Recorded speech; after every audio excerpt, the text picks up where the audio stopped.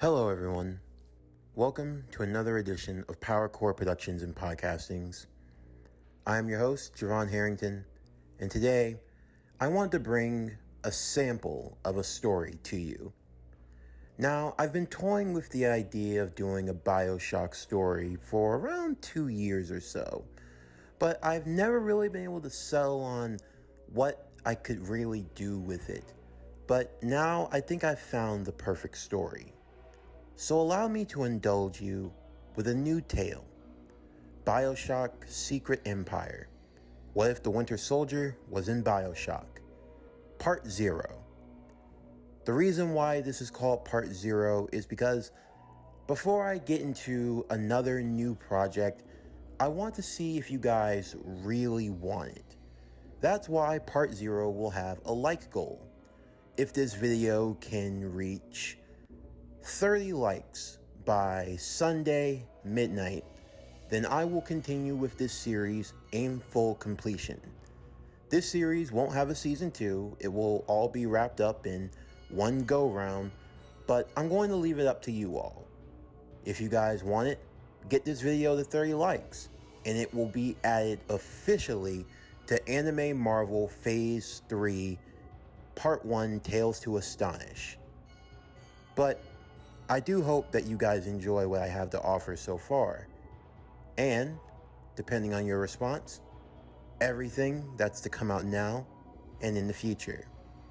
Now, would you kindly sit back, relax, and enjoy the show?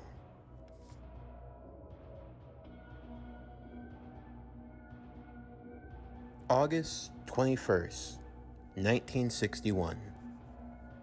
A 39-year-old woman by the name of Peggy Carter steps into the home of a widowed woman by the name of Elaine McDonough, where she cares for her daughter, Sophie McDonough.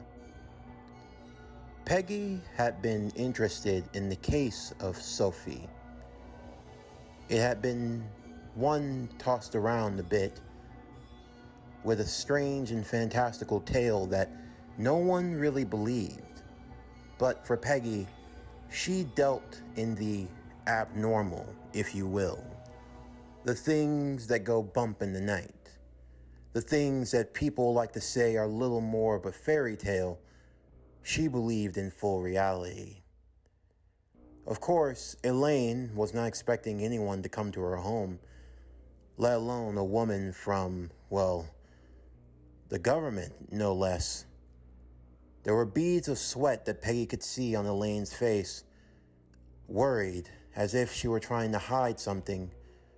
Of course, Peggy had no intentions on harming them, but she had merely heard about Sophie's story, and she wanted to see it for herself.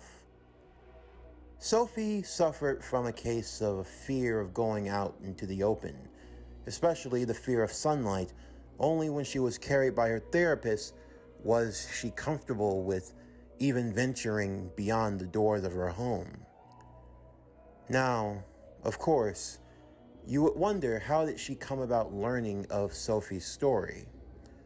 Well, Peggy was in the business of learning about the abnormal.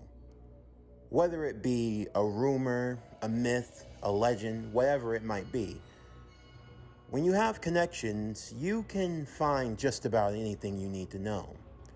So, when one of her connections brought to her the tale of a girl who spoke about a place under the sea, and how she spoke of it with such fervent ferocity, as if it were something she truly lived, and a mother who had been missing, as far as the government knew, for the last 12 or so-ish years. A husband who was said to be deceased, but no death certificate or any record of his business dealings in the last 12-ish years as well.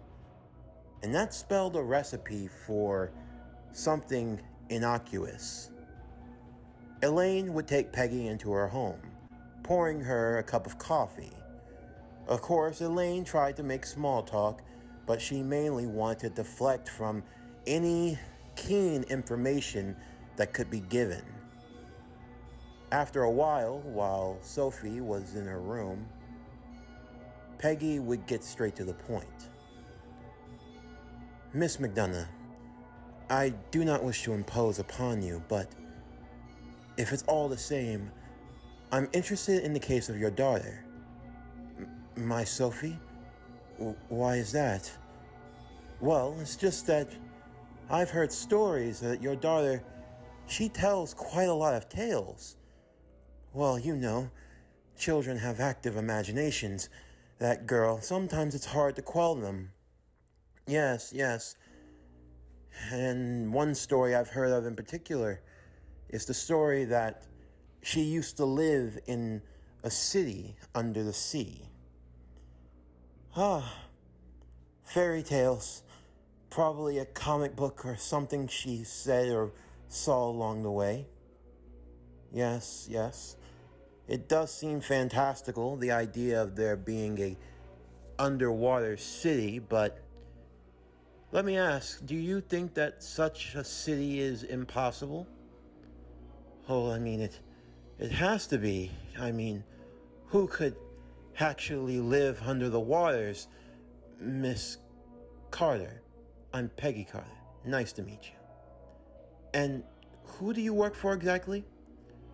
I work for an organization known as SHIELD, ma'am. I don't wish to alarm you, and trust me, if you feel the need for me to leave you alone, I will, but I can't help but inquire. A city under the sea. Is it merely myth, or is there more to it than that?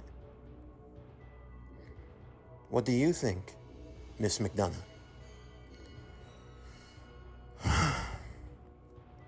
I mean, it's fantastical, don't you think? After all, even if it was real, who would believe you? Peggy finished the woman's sentence almost as if she knew what she was going to say before she even said it. I've seen a lot of things, Miss McDonough, especially during the last Great War. I worked with extraordinary people, among them being Captain America. The Captain America? Miss McDonough would say. Yes. Although he goes by the name of Steve Rogers, and it's true that he crashed into the seas, and we haven't been able to recover him since. I don't know anything about that. I know you don't, and I'm not here for it. But still, if such a place, a kingdom, a city under the sea were possible, if you were to tell me that it were true, then I would believe you. I've read about your story, how you and your daughter were found at sea. Ma'am, I don't mean to pry, but you were found virtually in the middle of nowhere, save for being off the coast to a lighthouse not too far away. It's an old one, but still, some people can't help but ask, how did you and your daughter wind up all the way out there? Even in the small raft you were in, you couldn't have gotten from across another continent all the way to here. You weren't involved in a plane crash or a boat going topside, so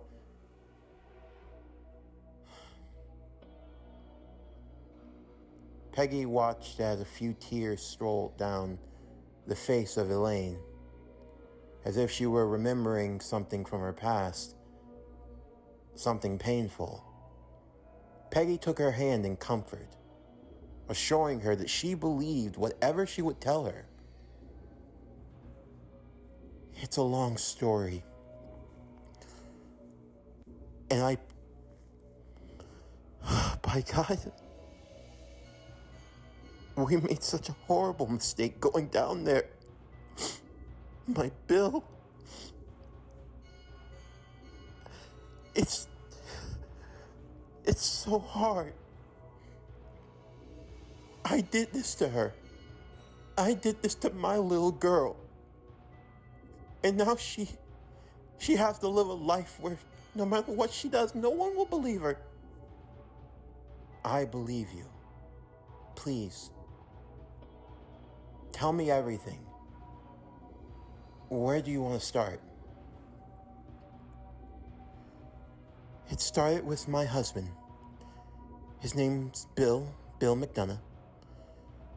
It began when he met a man. Who is this man?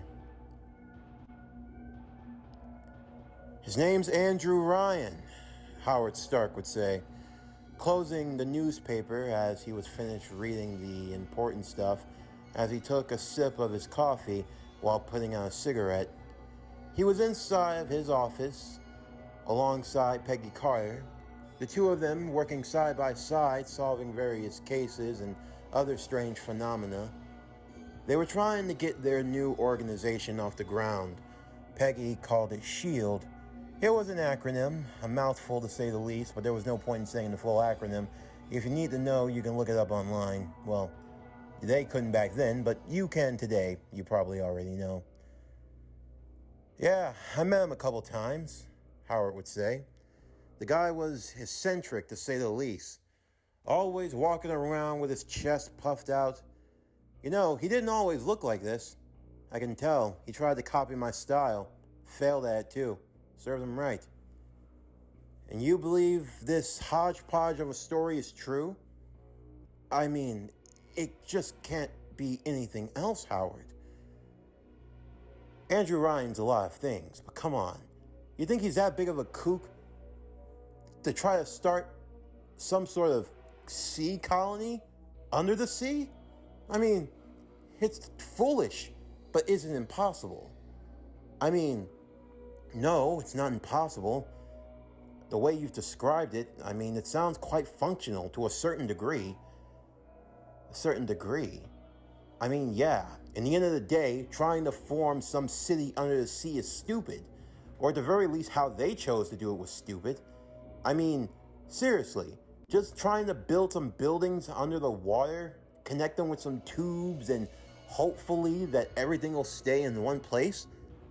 If everything what you're saying is true, it's a miracle that that place even lasted a decade plus. If anything, it should have all turned topside by now. Which is all the more reason why we need to no, we don't. We don't need to do what you think we need to do. No, we don't need to do that. Howard shook his head ferociously. But Howard, even if there's just a small possibility for what, Peggy? We're talking about going under the sea.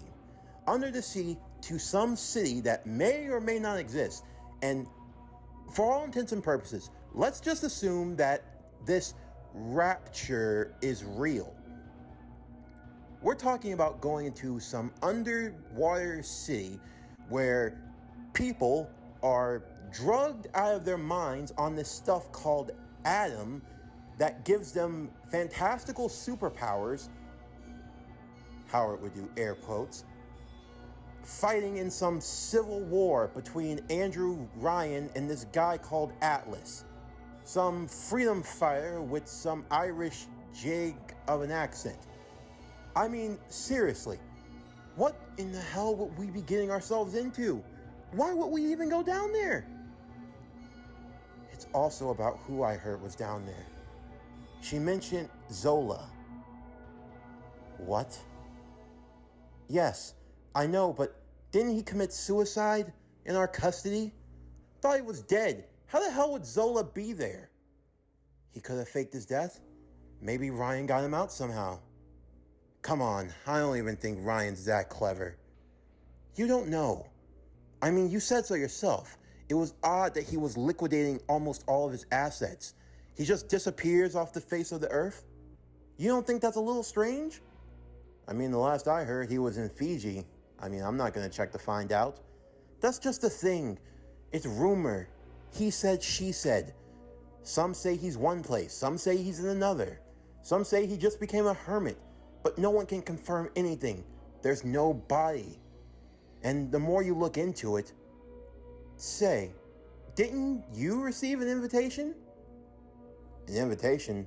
That's what that was? I just crumbled it up and threw it out. I never gave Ryan the time of day. Jackass.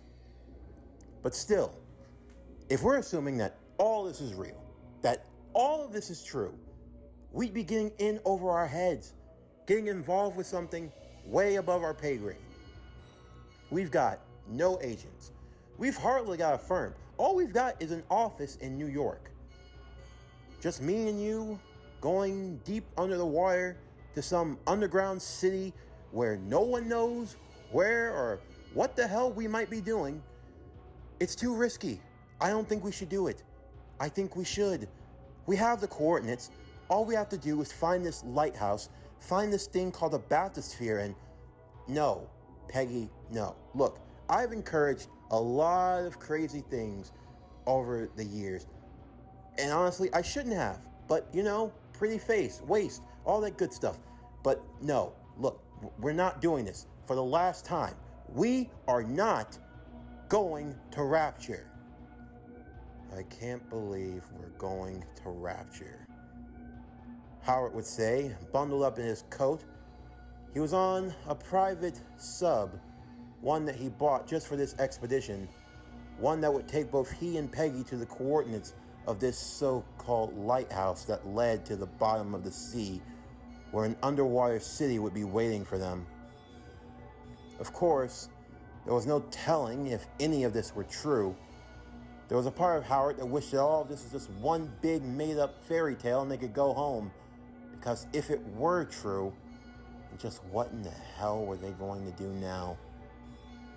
Well, safe to say, Howard, much to his displeasure, would see the building off in the distance. But that wasn't the only thing that was peculiar. Because jutting out the water, hovering against the side of the lighthouse, it looked to be a fallen plane. As the sub pulled up near the docking area, both Peggy and Howard would get out. One of the crewmen, the captain in charge, asking what they wanted to do. Look, you guys stay aboard here, and I want you to send in a call immediately for this plane. Don't tell them about anything else. Just have them do a quick investigation around this area. But no one knows that we're here. At least not now. You have your orders. Yes, sir, Mr. Stark, we understand fully. We will follow your will and testament to the letter. Don't say it like that. I'm not dead. Not yet, at least. With the sub being parked just outside of the lighthouse, both Peggy and Howard would make their way up the stairs, heading to the doorway inside of the lighthouse. Inside, they could hear music being played. The song felt familiar enough. Somewhere beyond the sea, huh? Howard started snapping his fingers to the beat. Somewhere beyond the sea.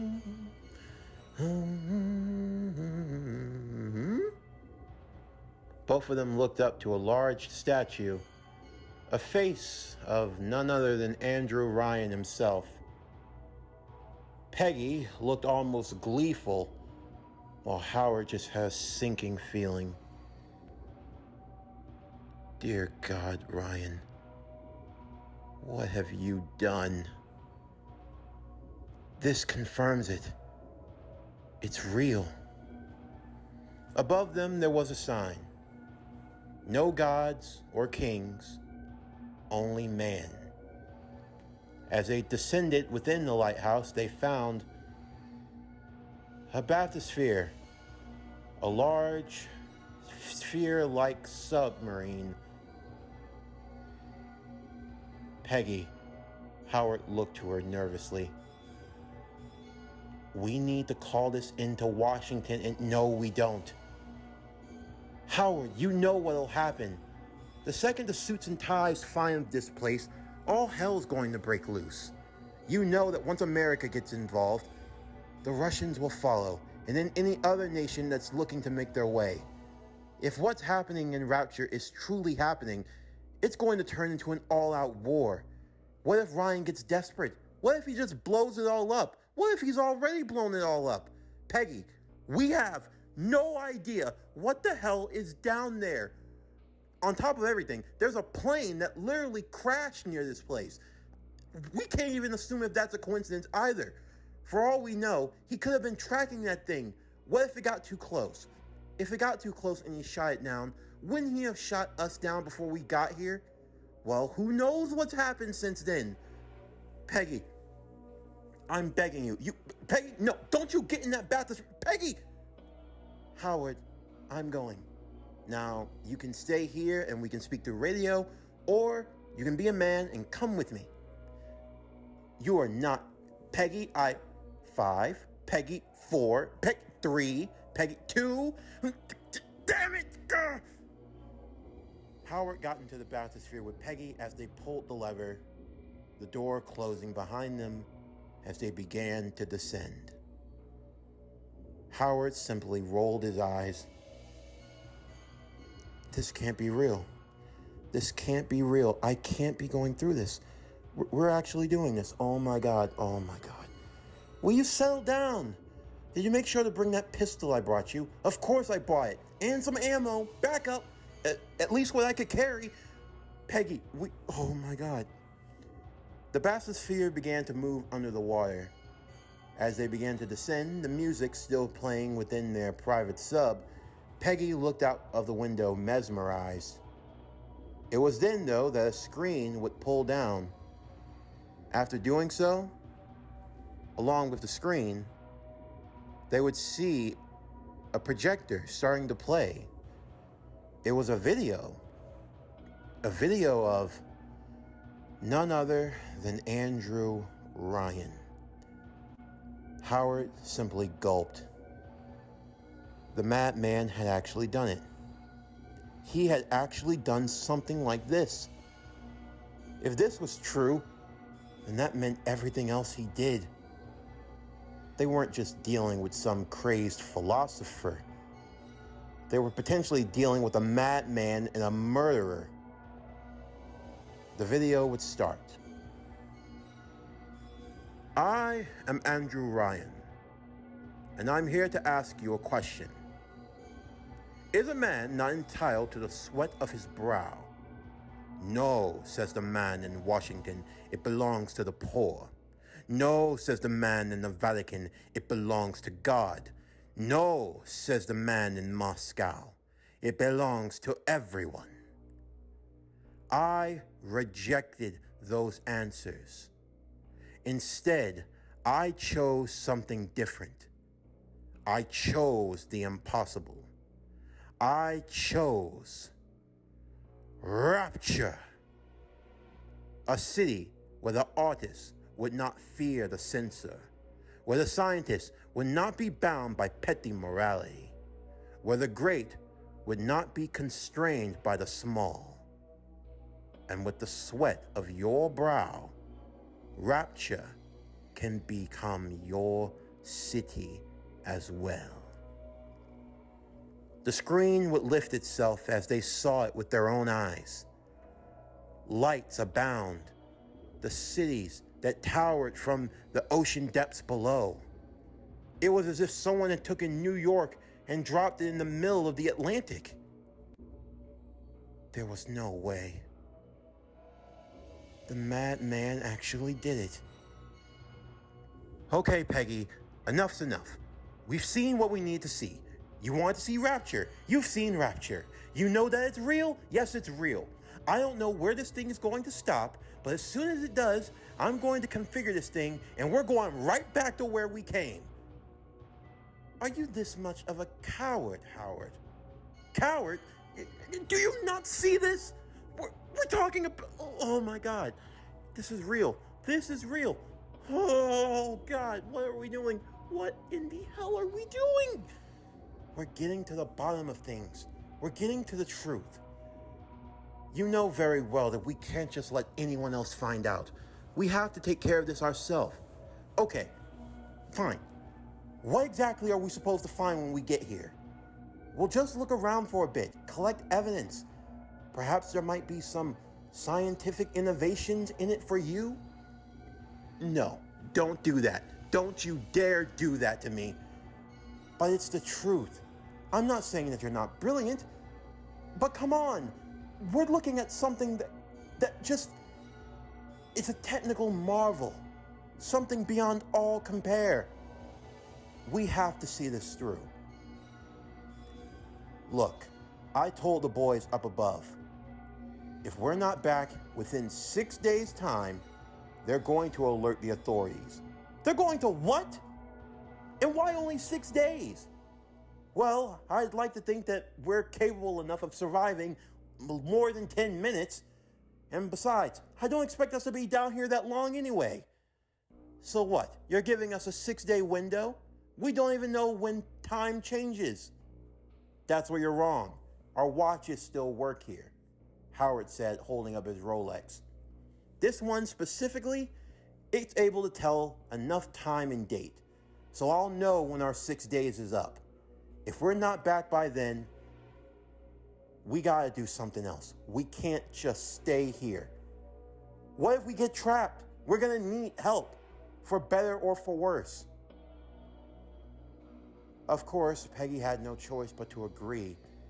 They watched as the bathysphere would finally arrive to the port where they were being pulled in. As they saw, the lights were dim where they were. They saw what appeared to be the inside, but it looked like it had been ravaged by a tornado. The lights flickering on and off. The radio would ring, but there would be no one there. If they didn't know better, it looked like the walls were oozing green slime. No, that's just algae. But who the hell was that? It looked like someone crawling up the walls, like a spider. It looked like they had hooks for hands. Peggy had her gun drawn, Howard already having his at the ready, as the bathysphere finally pulled in. Within, it was dark, so they felt no one could see them.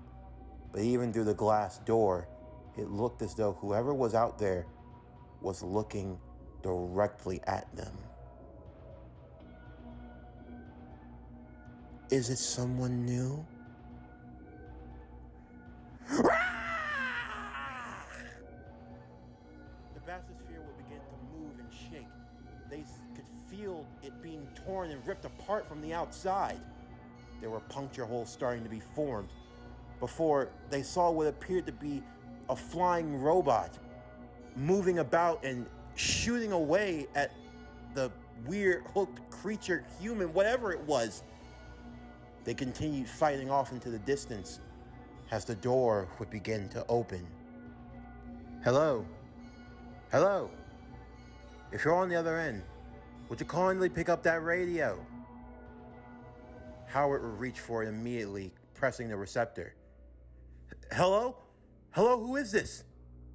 Oh, thank goodness you're alive. I didn't think anyone new would be coming around these parts. I'm sorry for what's happened to you. I'm not one to question provenance, though. But you have no need to worry. I won't leave you twisting in the wind. What? Hello, who is this? My name is Atlas. I'm sorry, stranger. You've been caught up in a bit of a jam. But don't worry. I aim to keep you alive. Keep us alive? And... Wait.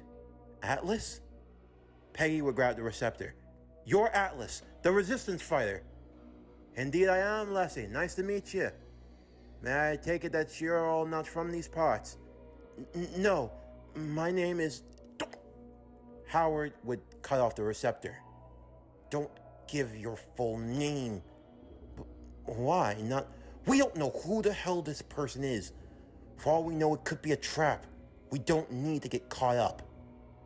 Doesn't matter what you say, but you don't tell them your name.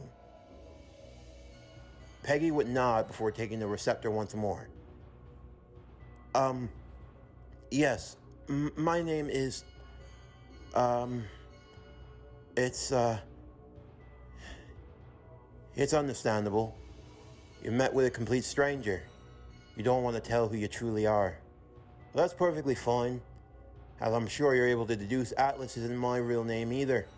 But you never know who's listening on the airwaves, and you don't want them getting involved. Is it true? Howard would ask. Andrew Ryan, all of it? So you even know about that? But how much do you really know about the bastard? He's created hell on earth, here under the very sea itself. He's the true incarnation of the devil in the worst ways. From what we've been told, you're a bit of a demon in your own right. If I'm a demon, then it's only because he made me that way in his image. He's the one that started all this. The hangings, the curfews, restrictions, going against everything he ever stood for. Yes, I can assure you, Andrew Ryan is truly the plague of rapture. The only thing I'm trying to do at this point is save my family. Honestly, I must say it's a bit of a surprise, because you're not the first ones that recently have shown up here. What? Yes, someone else came along from that plane crash. You're aware about the plane crash? How? Loosely information. We're able to get bits and pieces from the surface, but nothing more. I'm actually trying to help him right now. If you can catch up to him in time, then maybe the three of you can help find a way to get out of here. But more importantly, just put a stop to Ryan once and for all. He's hidden away up in the heights. If we can get to him, stop him and get the master key, then we can get a hold of another bathysphere. But please, I need your help. You're the only chance I'll have of seeing my wife and child. I know it's a lot to ask, but I need you to trust me. I promise. I won't leave you twisting. Both Howard and Peggy looked at one another. Could they really trust this man? But right now, they didn't have a choice. Because for better or worse, S.H.I.E.L.D.'s finest found themselves trapped within the belly of Rapture. In the meantime, a small girl with pale skin and glowing yellow eyes ran down the halls as two spider splicers crawled on the ceiling tubes above, chasing after her with their fish hooks. They had recently killed one of the big daddies, a guardian protector watching over the young girl, known in Rapture as the Little Sisters. The poor girl turned and ran down the corner of the hall before arriving at a dead end. The two spider splicers jumping down from the ceiling above, their skin grotesque with more patches of red, their veins bulging out. They were highly addicted to Adam, and the girl had plenty of it. Now, no need to be frightened, little child. Yeah, we're not gonna hurt you. We just want a wee bit of Adam. So, be a good little sister and come here. The splicer would be shot in the back before being shot in the head. Who did that? You son of a bitch! The splicer would be shot down immediately. The little girl looking on, seeing the figure of a man stepping out of the shadows. The said man that had arrived to Rapture just 3 days prior. His left arm was entirely made out of metal, with a red star on the shoulder. The man dressed in black, stepping into the vague light from the sea. The little girl was fearful, but the man in question knelt to a single knee as he extended his hand. The girl slowly reached out her own. Seeing the man, it caused a core memory to stir back within her. To remember a man similar in her life, She didn't know who he was, but the one thing she knew was that this man gave her comfort. Comfort in her time of need. You'll be all right. Come with me if you want to live. A radio on his back would go off. It seems you finally found one of those little sisters. Now's the time. That girl's got a lot of Adam within her. You're gonna need it if you want to survive in this place. There are a few others who just tagged along. I think if you all team together and... I'm not gonna do it. You're not gonna do it.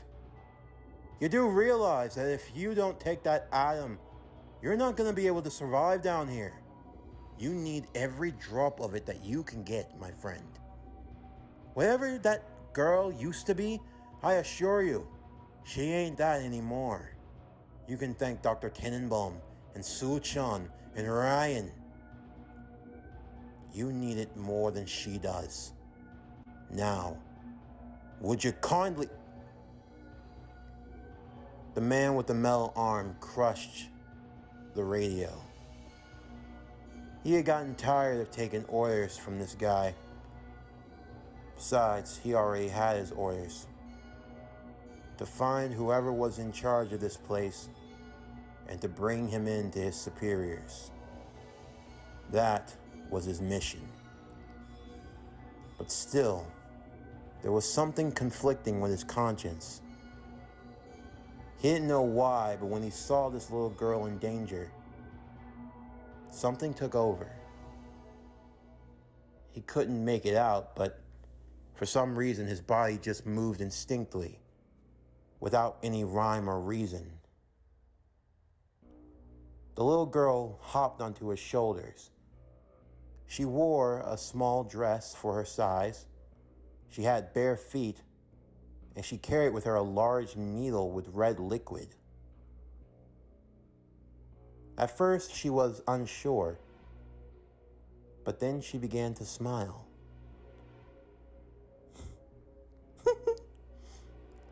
I found a new daddy. What? I'm not your daddy. Daddy! Daddy! Daddy! I'm not your daddy. Daddy! Daddy! What's your name? Name?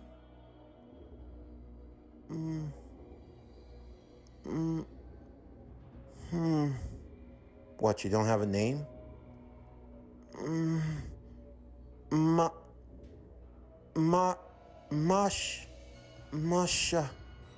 Masha, Daddy. Masha? Masha. Me, Masha. Masha! Masha. Your name? Who are you, Daddy?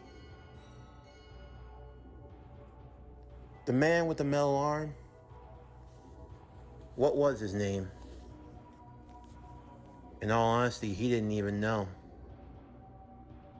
From the day that he awoken, the only thing he knew was the mission, in whatever shape or form it came in. His name was a name lost to time itself. Whoever he used to be, whatever life he used to live, it didn't matter. But there was only one thing he was called. A code name. A name known to few, but feared, with a reputation that was only beginning to grow in the world. He was the hand of Hydra, the executioner. He was known as the Winter Soldier. And right now, his mission, it had led him to the city of Rapture. His target, Andrew Ryan.